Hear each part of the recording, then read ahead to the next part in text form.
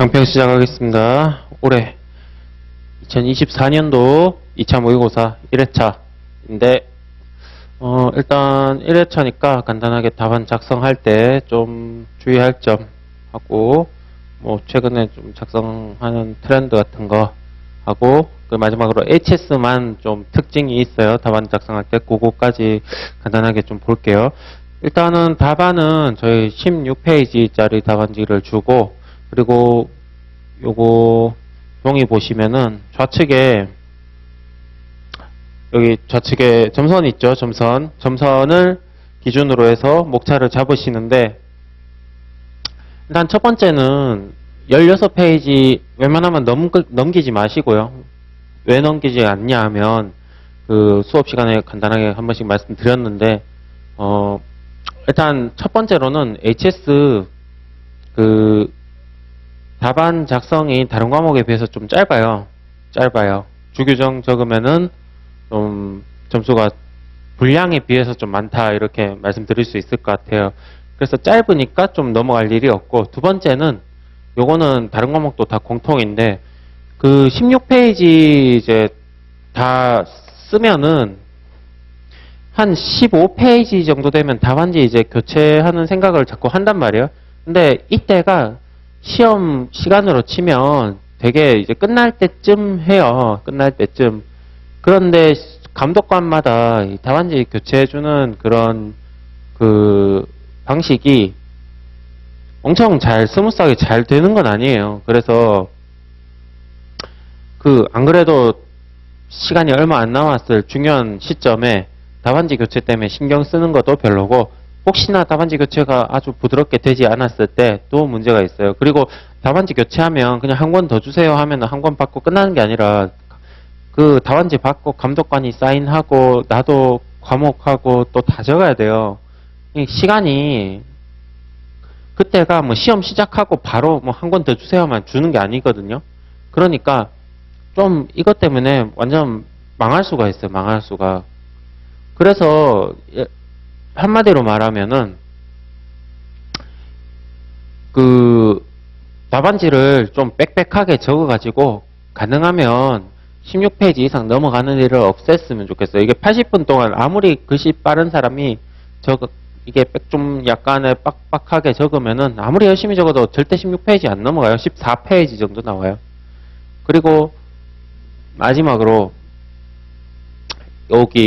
요거는 이제 스타일마다 사람마다 다른데 점선 있고 목차를 잡죠. 목차 넣는데 넣는 방식은 뭐 법으로 뭐 정해진 게 아니니까 알아서 하시는데 근데 한 가지 좀 고려해야 할 거는 다른 과목하고 다르게 다른 과목은 이렇게 되죠. 뭐 저는 요런 순서로 하는데 근데 이 HS에서는 이런 식으로 들어가기보다는 이 주규정 번호를 좀 따라가고 목차가 좀 짧아요. 전반적으로.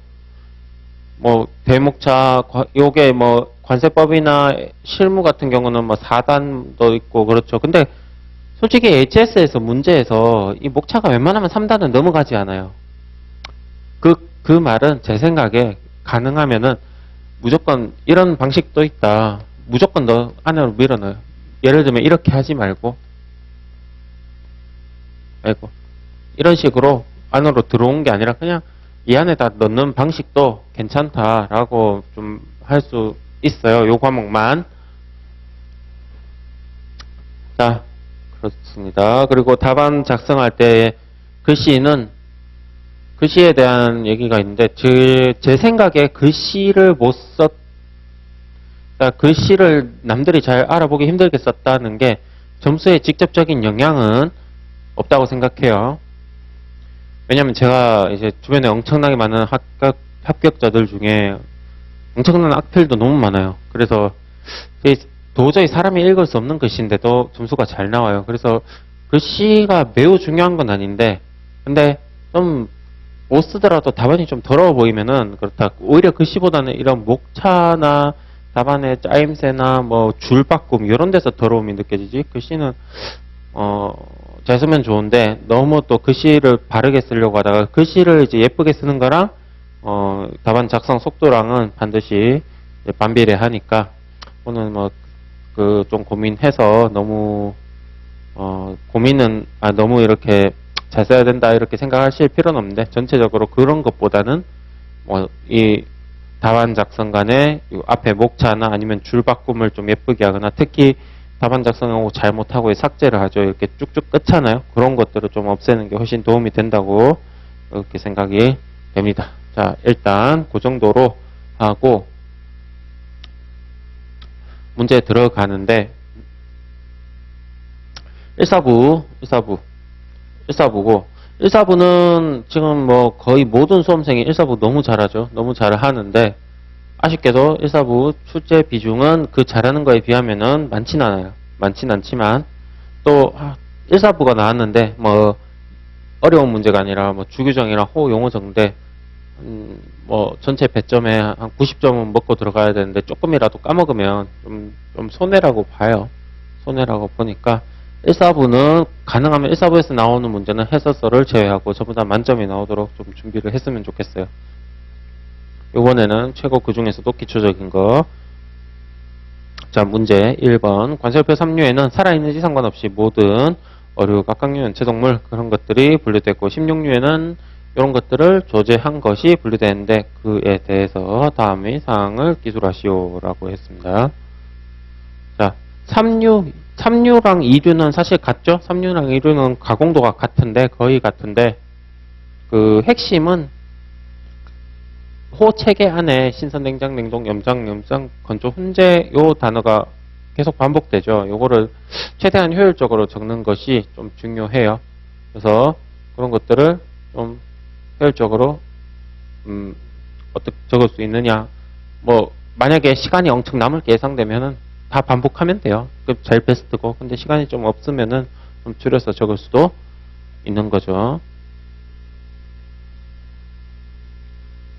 자, 일단 3류 분류 체계인데, 자, 0301 화로, 저 강평이니까 제가 뭐, 이론적인 거는 좀 짧게 할게요.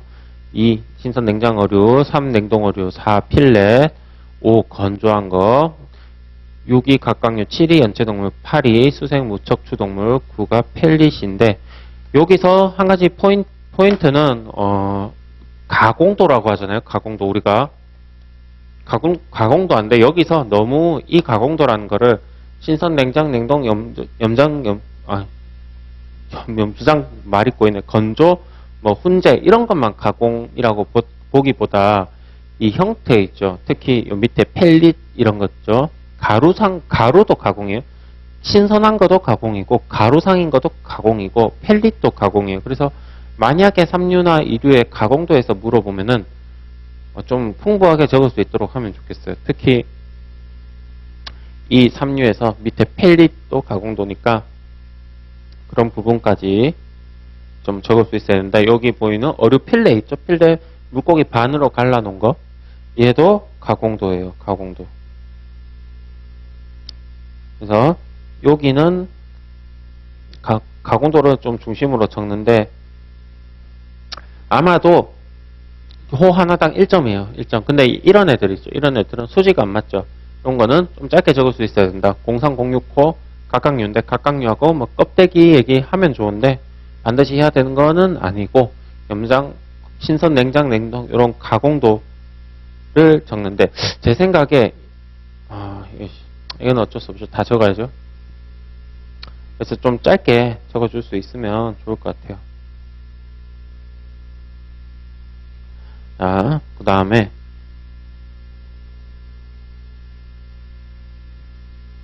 16류 분류체계인데, 여기 2류, 3류, 16류 관계에서는 16류는 규정이 되게 짧아요. 16류에 있는 그 주규정들은.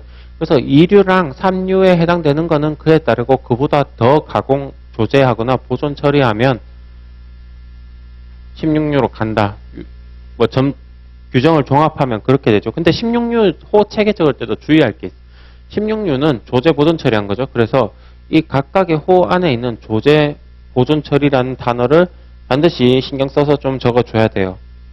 그리고 16류 가공도에 대해서 물어보면은 뭐 2류, 3류 이상 하죠. 근데 여기 보면 소시지와 이화유산 물품이라고 하죠. 근데 이 소시지도 가공도예요.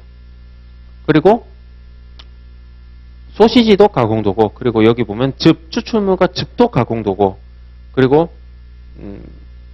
여기 4단위 기준에선 그 정도, 이런 거, 이 호 안에 있는 거, 예를 들면은 해설서 보면은, 뭐 어디, 이런 해설서 보충자료 같은 데 보면, 끓이거나, 찌거나, 뭐, 석쇠로 굽거나, 볶거나, 이런 거 있죠. 이런 것도 가공도 맞는데, 그런 거 해설서에 있는 그런 워딩보다, 이런 호 안에 있는 워딩으로 가공도를 잡아내면은, 훨씬 더 효율적으로 답안 작성이 되니까, 이런 소시지나 추출물, 즙, 이런 것들도 다 가공도다. 라는 거 이해를 해 주시면 좋을 것 같아요. 그 다음에 16류 주 1.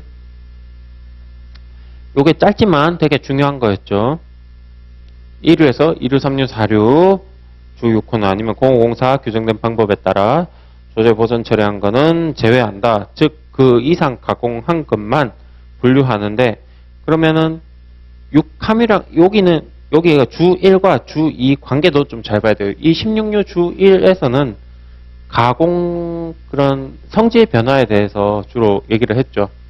뭐 신선하거나 이런 건 성질이니까. 그런데 그 좀 물리적으로 양에 대해서는 한 거는 요거 주 2. 그러면 6을 뭐 한 1%만 넣어도 뭐 구웠어요. 어떤 제품을 뭐 6 조제품을 구웠는데 뭐 고기가 1%밖에 없어요. 그래도 다 16류 와야 되냐?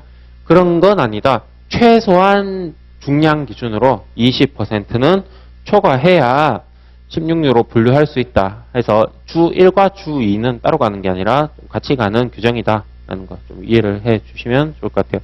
아, 그리고 아까 가공도 할 때 마지막으로 여기 아이고 여기 넘네. 잠시만요. 여기 이 균질화한 조제품 있죠? 얘도 가공도예요. 균질화한 조제품. 이것도 가공이다. 라는 거. 그래서 어떤 문제에서 뭐 특히 1, 4부에서 가공도에 대해서 적으라고 하면 주랑 호에서 있는 모든 규정들을 다 끌어와서 점수를 따내야 돼요. 뭐 어디 해설서에 있는 거 어디 뭐 좀 끄적끄적 하는 것보다 일단 주랑 호 다 때려봤고, 그래도 시간 남으면은 해설서 좀 곁들인다. 그런 느낌으로 적으셔야 돼요. 그래서 최악은 뭐냐? 뭐 2류, 3류, 16류 가공도 하는데 첫 장부터 바로 끓이거나 증기로 찌거나 이런 소리 하면은 최악이다. 최악. 그쵸? 뭐부터 해야겠어요? 만약에 2류, 3류, 16류 가공도에 대해서 물어보면 당연히 2류, 3류 호 용어, 그 다음에 16류 주 규정과 호 용어, 그 다음에 뭐 해설서에 나온 거 굽거나. 근데 저 같으면은 거의 적을 일 없을 것 같아요. 중요해 보이겠지만 실질적으로는 좀 그렇지 않다. 거. 자, 요 균질화한 조제품인데 이거 적을 때 주의할 점은 이 균질화가 총 4번이 나오죠. 어디 나온지는 각각 보시고 4번이 나오는데 차이는 요 21류 얘는 4단이고 나머지는 6단이고, 그리고 한마디로 말하면 균질화한 조제품 차이는 요 성분이란 말이에요. 이 4단이고 6단이고 크게 중요한 건 아니에요. 그냥 뭐 성질이 4단이다 6단이다 이 정도지 뭐 엄청 중요한 건 아니에요. 중요한 건 당연히 성분이죠. 성분. 그런데 되게 폭탄 같은 게 만약에 균질화한 조제품에 대해서 주규정을 적는 문제가 나왔을 때 이게 4번이 등장하는데 4번을 다 적어야 되냐? 아니면 한 번만 적고 성분만 따로 적어야 되냐는 상황에 따라 다르니까 잘 판단하셔야 된다. 그런데 만약에 문제에서 균질화한 조제품을 적으라고 하고 주 번호로 4개를 줬어요. 그러면 무조건 4개 다 적어야 되는 거고, 균질화한 조제품에 대해서 그냥 최근에 잘 안 나오지만 설명하시오 라고 했으면 좀 한 번만 적어도 될 수도 있다 라는 거. 그래서 요거를 4번을 각각 다 적냐 아니면 한 번만 적고 성분 부분만 조금 차이를 설명해 주냐는 상황에 따라 다른데, 일단은 기준은 만약에 주 교정 번호를 언급하면 다 적고 아니면은 좀 융통성을 발휘할 수 있다. 이 정도로 보시면 좋을 것 같습니다. 자, 2번. 코코아 하면 조제 식료품 분류. 코코아는 지금 최고 유망한 1사부의 문제죠. 그래서 문제가 나오면은 20점 분량인데 18류 호 영어는 그냥 뭐 보시라고 했어요. 이거 문제가 나올까 싶어요. 근데 한 가지 특징은 1801호부터 5호까지는 뭐 코코아 그냥 원료를 좀 가공한 애들이고, 본격적으로 다 예죠. 초콜릿과 코코아를 함유한 기타 조제 식료품, 얘가 이제 문제가 나오는데 문제는 이 특이한 주규정 하나가 이제 이 모든 문제를 발생시키는 거죠. 요놈. 1806호에 코코아를 하면 설탕과자, 코코아를 하면 기타 조제 식료품을 포함한다 했어. 근데 함유량이 없어요. 함유량이 얼마나 포함해야지 1806호로 가는지에 대한 규정이 원칙적으로 없으니까 법령상으로 보면은 코코아를 함유하면은 무조건 1806호로 갈 가능성이 있는 거예요. 그런데 그렇다고 뭐 실질적으로 다 보내냐? 코코아가 뭐 1g이라도 들어가 있으면 다 가는 건 아니죠. 그래서 그거에 대한 예외들이 밑에 나오는데 코코아 함유량 상관없이 무조건 18류에서는 빼주는 거. 요거 감옥, 나무, 소시지, 육, 서육 이런 거 16류로 가는 애들. 얘는 최근에 들어온 규정이죠. 최근에 들어온 규정이고 그리고 나목에 원래 있던 애들 0403, 1901, 2, 4, 5 그리고 2105, 2, 뭐 2202, 2208, 300, 34 얘네들은 호 용어를 반드시 좀 숙지하셔야 된다. 예를 들면 0403호 했는데 내가 답안에는 0403이라 적어놓고 요구르트를 떠올리지 못하면은 나중에 응용 문제에서 철퇴를 맞을 수가 있겠죠. 그래서 여기 숫자는 당연히 외워야 되고 숫자하고 동시에 여기 뭐 1905 하면은 베이커리 제품 뭐 이런 식으로 좀 나와줘야 돼요. 그렇죠? 그리고 함유량에 따라서 18류에 분류될 수도 있고 안 될 수도 있는 경우 요 세놈 있죠. 세놈 요거 기억해 두세요. 요 세놈. 그래서 사실 이 코코아 문제는 좀 여기가 점수가 많이 나오는 부분이죠.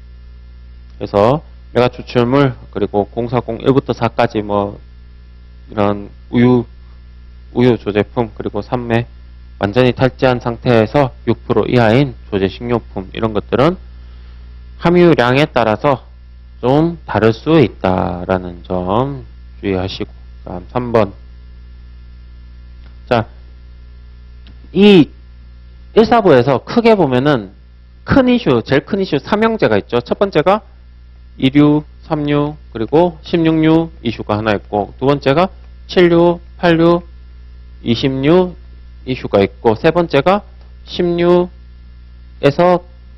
가로 만들면은 11류에서 요거는 좀 애매하지만 19류 이슈가 있다. 이게 반드시 이런 건 아닌데 일반적으로 이런 식으로 많이 간다는 거죠. 요 중에 두 번째 요놈 공부하는 방식은 얘랑 완전히 똑같아요. 주, 호 다 하고 특히 호 용어를 외워주는 거.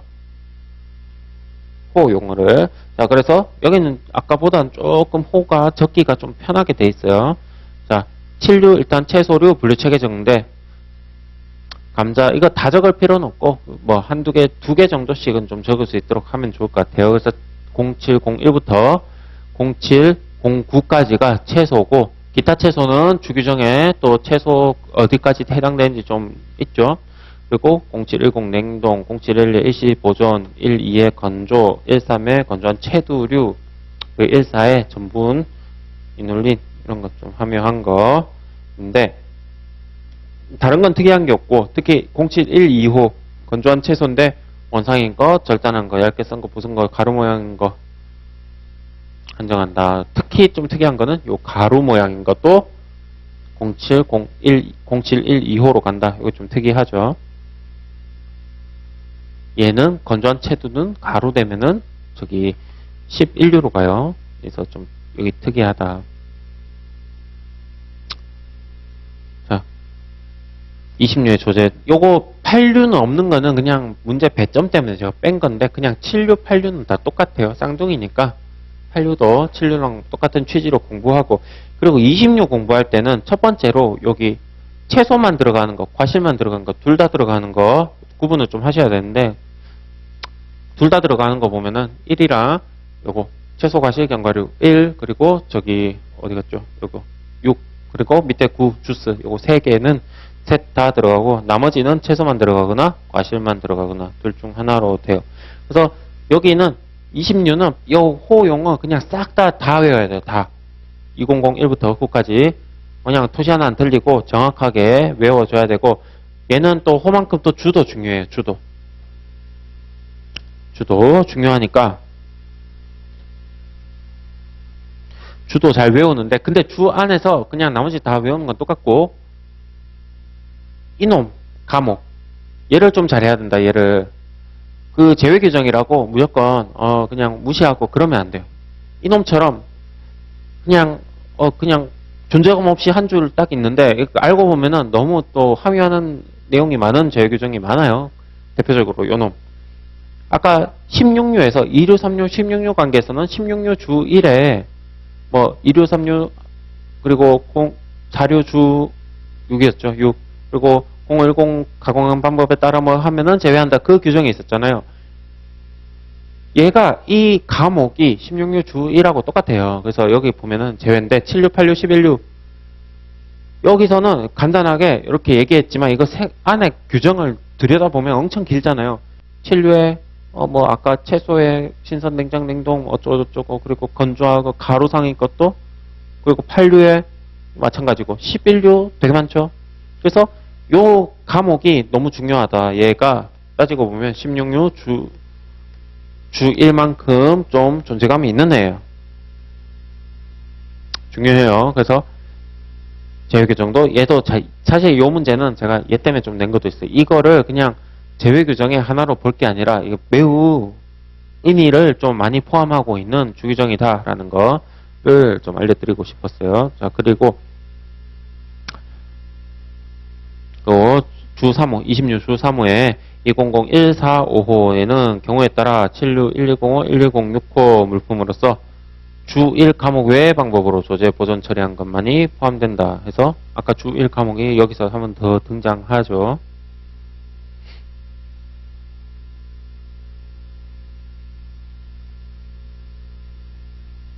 자, 요거 조금만 좀 디테일하게 보면 200145 여기 호에는 경우에 따라 여기는 지금 채소 얘기예요. 채소. 7류는 뭐예요? 7류는 채소랑 채소 가루까지죠. 근데 1105, 1106 채두류, 콩 같은 거랑 감자 가루 같은 거. 그래서 요거는 큰 의미는 없어요. 그냥 7류가 크게 보면 어떻게 돼요? 채소 한 그룹 있고 그리고 채두류 한 그룹 있죠. 그리고 약간 뭔가 이제 감자 한 그룹 있죠. 채소. 그리고 채소는 여기는 이제 채소, 채두, 감자인데 여기 이 채두류와 감자는 가루로 만들면은 이 가출을 해서 열로 나가요. 그래서 여기는 그 가출한 애들 좀 잡아온 거예요. 요렇게. 그래서 이런 것도 것만이 포함된다. 라는 거. 그 다음에 조리하여든 타수 다른 수단 통하여 이거 잼 생각하면 되죠. 제품 점성을 증가시키기 위해 상하과 암화파에서 열 처리하던 거. 그다음에 그거만 한번 보시고 국내주는 존재감이 이게 가끔 착각하시는 분이 있는데 국내주의 존재감은 그냥 통칙 수준이에요. 통칙 수준. 이거 아니에요. 이게 국내주가 이게 소주랑 같이 있어가지고 이게 중요도가 이렇게 생각하는 분이 있는데 절대 아니고 국내주는 그냥 국내주 1순위, 1순위. 이 전체 그 분량에 비해서 출제가 엄청나게 많아요. 많아. 그리고 국내주는 또 굳이 따지자면은 류주 4단위 기준으로 이제 보통 나오죠. 그래서 이 소주랑은 좀 차원이 좀 다르게 중요하다. 게다가 한국에서 만든 거니까 이 어휘나 단어 선정이 좀 쉽게 돼 있어요. 그러니까 국내주는 잘 외워주시고, 그다음 마지막 곤충인데, 제가 뭐 개요 같은 거 별로 안 좋아하는데 그냥 한번 적어봤어요. 참고로 제 답안에는 그 개요나 의나 이런 거 좀 자제해 주세요. 이건 제가 그냥 적어본 거고 제 답안 작성할 때는 적지 마세요. 모든 답안은 주랑 호랑 통치기랑 그리고 세 줄이 넘지 않는 자기 의견 뭐 요 정도로 하시면 좋을 것 같아요. 그래서 그냥 한번 적어봤는데 자 곤충 이슈가 있긴 있어요. 그래서 위에 건 필요 없고. 자, 일단은 살아있는 거 01069. 제가 01069에 곤충이라는 단어가 없기 때문에 친절하게 한 놈 찾아왔어요. 5단위에 곤충이라고 있어요. 자, 그 다음에 죽은 거는 식용의 것은 조제한지 안 한지 또 좀 따져봐야 되죠. 조제하지 않은 거는 04105. 여기는 또 주규정도 한 놈이 달라붙어 있죠. 그 주규정이 이류나 삼류 가공도를 좀 준용하도록 하는 주규정이고, 그리고 여기 있죠. 곤충이란 요 주규정은 사실 이거 말하고 싶은 거예요. 신선 냉장 냉동 건조 염장 훈제 염수장 요거 말하고 싶은 거예요. 요거 요런 것들은 여기로 가고, 일반적으로 더 가공하면은 4부로 간다. 특히 뭐 16류로 좀 많이 가죠. 아, 그리고 하나 더, 이런 개념 좀 버려야 돼요. 이류, 제가 수험생, 버려야 되나? 모르겠다. 2류, 3류에서, 이렇게 물어봐요. 수험생들한테. 2류나 3류 물품 가공하면 어디로 가요? 하면은, 거의, 100%, 99.9% 16류라고 대답을 하겠죠.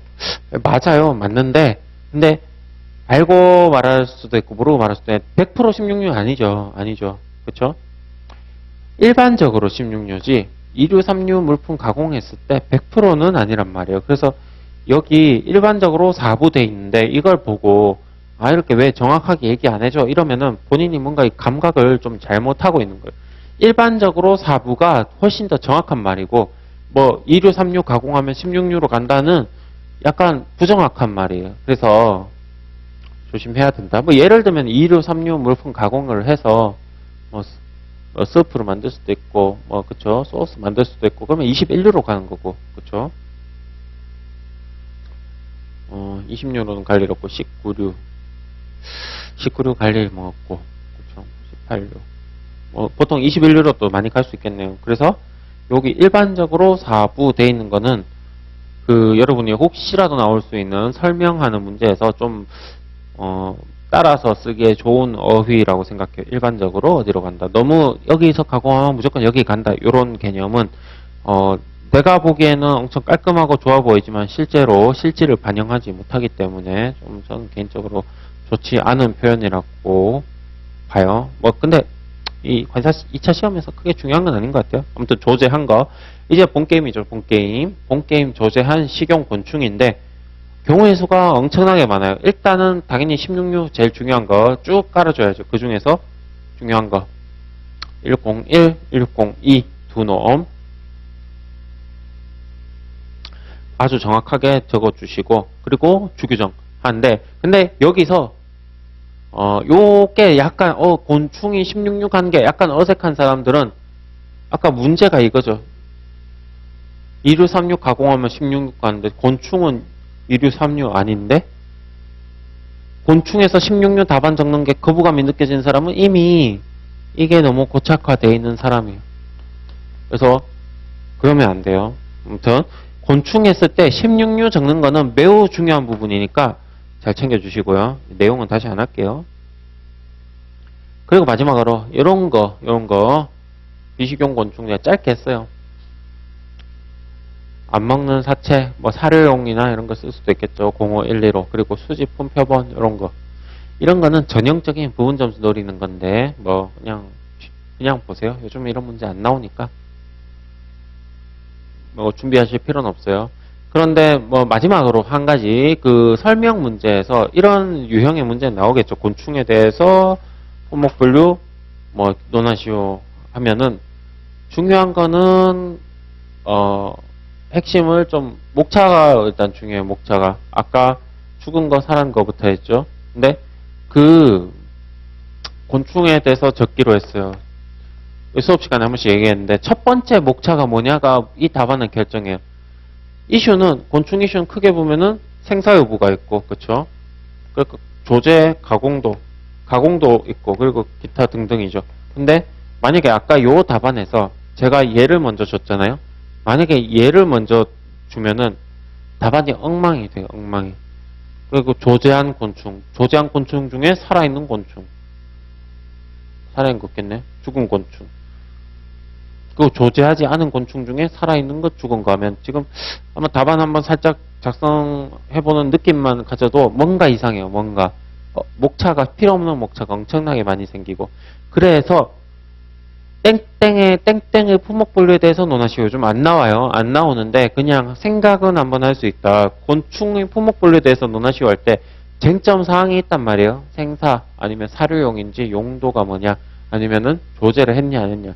이 순서는 어쨌든 답안 작성할 때 목차 순서를 깔잖아요. 뭐가 먼저 나올지는 이 답안 결정하는 데 있어서 너무 중요하니까 막 내 머릿속에 생각나는 대로 내려가면은 큰일 난다. 그래서 만약에 나오면은 좀 어떤 답안을 작성할지 제가 미리 그 목차 잡고 하는 거는 좀 안 좋아하는 편인데 요거에서는 좀 생각할 필요는 있다. 뭐 예를 들면은 공구에 대해서 품목분류에 대해서 논하시오. 가구의 품목분류에 대해서 논하시오. 이런 거 있죠. 만약에 가구면 뭐예요? 가구면 가구 품목분류 관세법표상 제일 큰 이슈는 두 가지 정도 있죠. 첫 번째는 94류에 가냐 안 가냐. 두 번째는 재질에 따라서 가죠. 근데 그러면은 내가 가구 품목분류 이슈 답안 작성할 때 94류로 가냐 안 가냐를 먼저 따질 건가 아니면 재질을 먼저 따질 건가 하는 문제가 있어요. 당연히 94류로 먼저 가냐 안 가냐 따져야 답안이 예뻐지고 재질을 먼저 따지면은 답안이 엉망이 돼요. 요거는 한번 직접 한번 작성을 해보세요. 그러니까 중요하다. 그래서 요 곤충 이슈는 방금 요런 식의 그 문제는 아마 안 나올 거고 곤충에 대해서 문제가 나오면은 모든 주규정을 아마 특정할 거예요. 요거 4류 주 6 적으세요. 16류 주 1, 2, 3 적으세요. 그런 문제를 대비해서 정확하게 하고 요런 거는 한번 제가 모의고사 하면서 생각할 필요는 있다 정도로 마무리할게요. 자, 오늘 일단 강평 요 정도로 하고 그 강의 시간에도 한 번씩 얘기했는데 그 점수가 제가 최대한 실제 시험하고 비슷한 점수가 나오도록 의도적으로 매겨요. 의도적으로. 그래서 그 저도 이제 하나씩 매기다 보면 뭐 생각보다 너무 좀 점수가 높게 나오거나 아니면 너무 낮게 나오면 그걸 감안을 해서 채점을 해요. 그래서 아주 기계적으로 채점 되진 않아요. 뭐 예를 들면 두 줄을 적으면 무조건 1점씩 나가고 그런 게 없어요. 대신에 저기 한 가지 좀 그 신경 쓰는 부분은 그 부분 점수라면 답안이 요런 거 말고 제가 거의 모든 문제에 적어야 되는 주 규정 번호를 다 특정을 해요. 근데 그거 말고 그냥 관련 있는 다른 걸 적었어요. 내가 답안을 모르기 때문에. 부분 점수는 없어요. 저는 거의 제로 안 줄 거예요.